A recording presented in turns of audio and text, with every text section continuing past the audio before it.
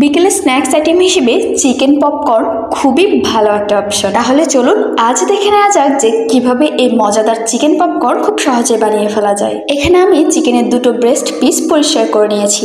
তারপর এখন যেটা করতে হবে, চিকেনের এই পিসেসগুলো একদম ছোট ছোট করে কেটে নিতে হবে, ঠিক যেমনটা আপনারা দেখতে পাচ্ছেন। তারপর এর সাথে দিয়েছি 1 চামচ রসুন বাটা, হাফ টেবিল চামচ আদা বাটা, 2 টেবিল চামচের মতো সয়া সস, সামান্য পরিমাণ লবণ, 1 টেবিল চামচ লাল মরিচ গুঁড়ো, 1 টেবিল চামচ কালো গোলমরিচ গুঁড়ো, হাফ টেবিল চামচ জিরা ধনিয়া গুঁড়ো, হাফ টেবিল চামচ গরম মশলা, সেই সাথে দিয়েছি হাফ কাপের চেয়েও সামান্য কম পরিমাণ লিকুইড মিল্ক। এখন যেটা করতে হবে, সবকিছু খুব ভালোভাবে মাখিয়ে নিয়ে এই মাংসটা আমি 20 মিনিটের জন্য ফ্রিজে রেখে দিয়েছি।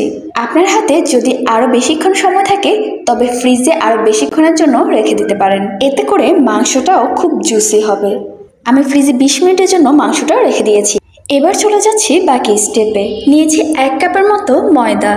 এখানে আপনারা যতটুকু পরিমাণ চিকেন ব্যবহার করবেন সেই অনুযায়ী ময়দা নেবেন। তারপর এর মধ্যে দিয়েছি সামান্য লবণ, 1 টেবিল চামচ চিনি, 1 টেবিল চামচ লাল মরিচ গুঁড়ো, হাফ টেবিল চামচ চাট মশলা এবং দিয়েছি 1 টেবিল চামচ কালো গোলমরিচ গুঁড়ো। সবকিছু আমি মিশিয়ে নিয়েছি।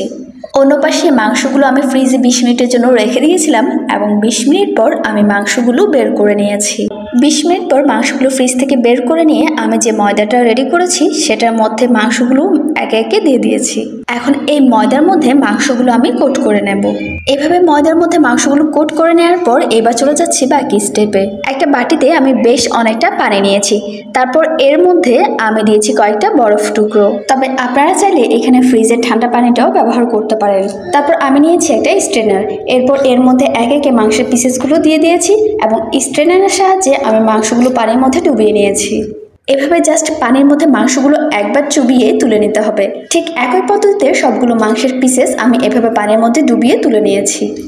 মাংসগুলো পানি থেকে তুলে নেওয়ার পর আমি যে ময়দাটা রেডি করেছি তার মধ্যে একে একে মাংসের পিসেসগুলো আমি দিয়ে দিয়েছি। এখন যেটা করতে হবে, প্রতিটা মাংসের পিসেস ময়দার মধ্যে ভালোভাবে গড়িয়ে নিতে হবে। ময়দার মধ্যে মাংসগুলো ভালোভাবে কোট করে নেওয়ার পর এটা আলতো হাতে ঝেড়ে নিতে হবে। তারপর চুলায় দেওয়া তেল একদম হাই হিট হলে এর মধ্যে একে একে কোট করে নেওয়া মাংসগুলো দিয়ে দিতে হবে। এভাবে একদম গরম উত্তপ্ত তেলে মাংসগুলো দেওয়ার পর চুলার জালটা মিডিয়ামে রাখবেন।